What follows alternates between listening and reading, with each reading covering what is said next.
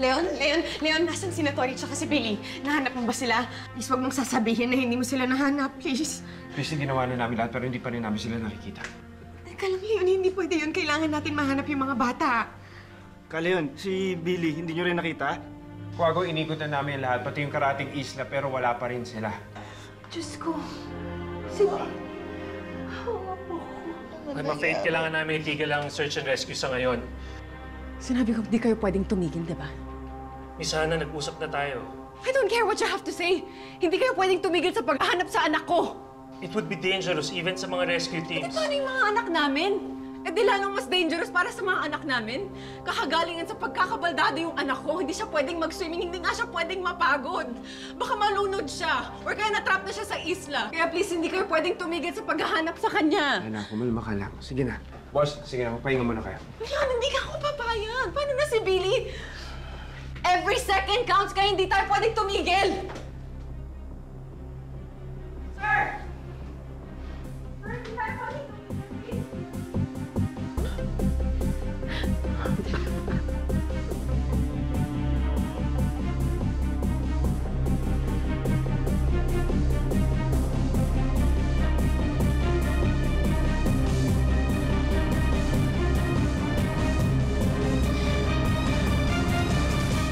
Kiss me lang po, Mama.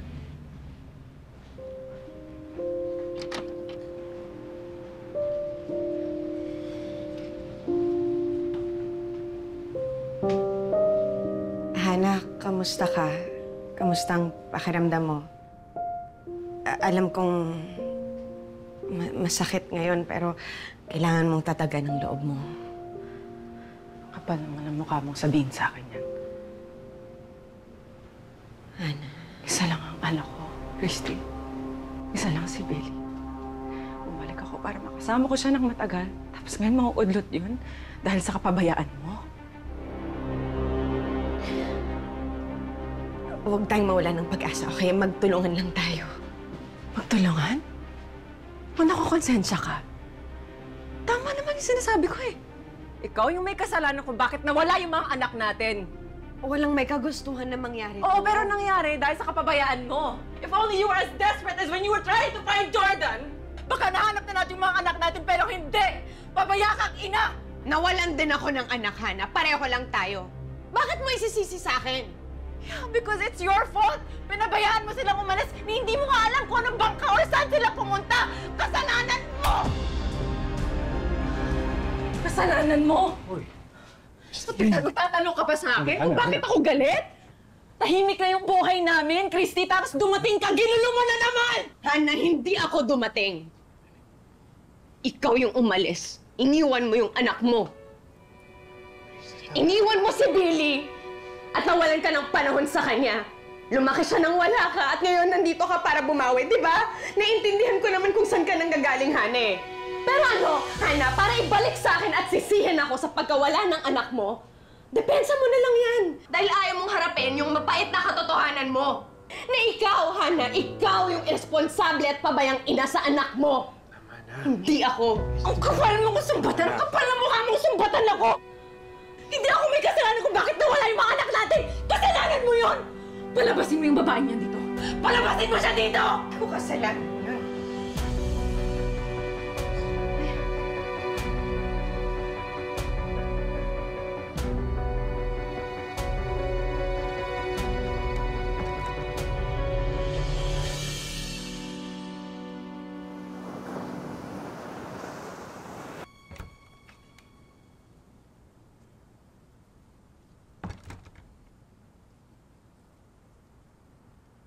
Ano, Hannah?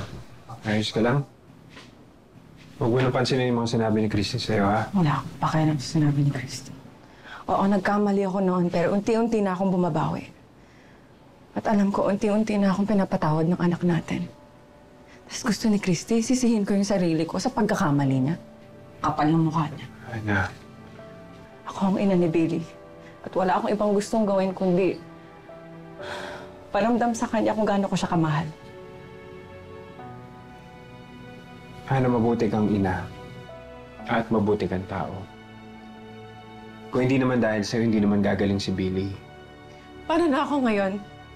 Ngayon na nawawala yung anak natin, paano na ako makabawi sa kanya? Where are my chances of doing that for her?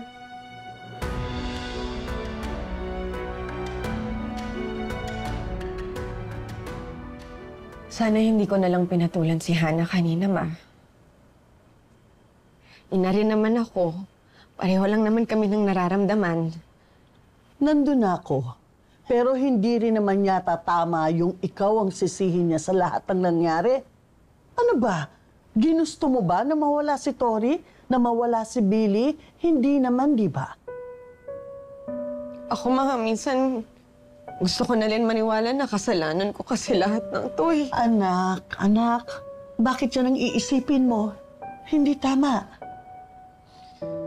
Kasi sana man naging mas mahigpit ako kay Tori.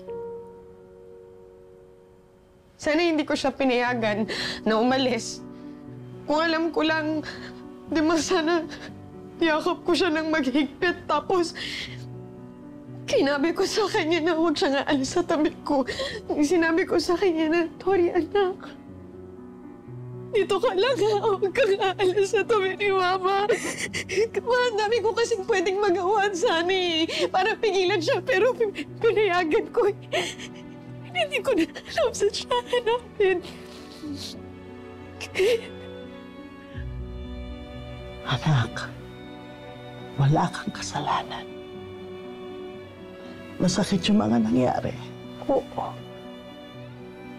Pero hindi mo ginusto. Walang may gusto. Ma, nasaan kaya sila ngayon? Oh my God! Sana ligtas si Tori at si Willie. Magusto ko pa talaga silang mayakap. Sana buhay pa sila. Sana buhay pa si Willie at si Tori, Ma. Hindi ko kaya mawawala sila.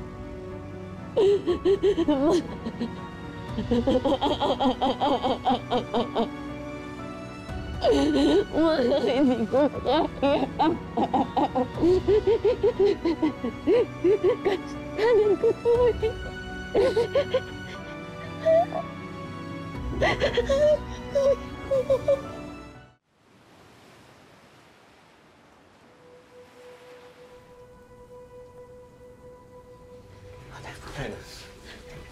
Ma'am, I'm really sorry.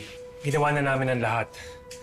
Pero pag ito katagal ang mga tao sa gitna ng karagatan, inassume na namin na nalunod sila. Teka lang, ano pong sinasabi niyo? Patay na yung anak ko? Patay na po si Tori? Hindi po pwede mangyari yun, Ma. Hindi imposible. Imposible malunod yung anak ko dahil ako mismo ang nagturo sa kanya lumagoy.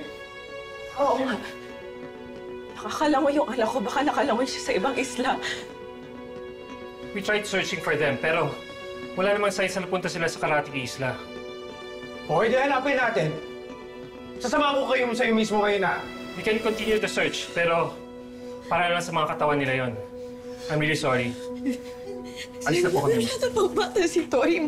Mama, masyado bang bata si Tori? Hindi pa siya patay.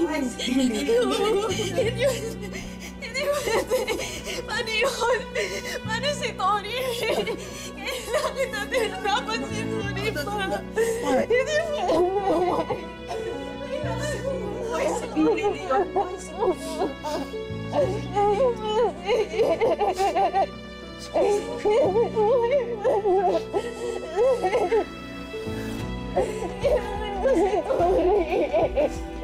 Kailangan ko masama.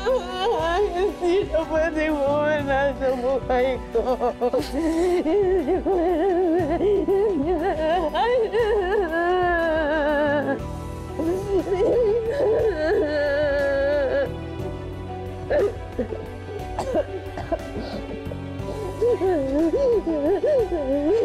Kailangan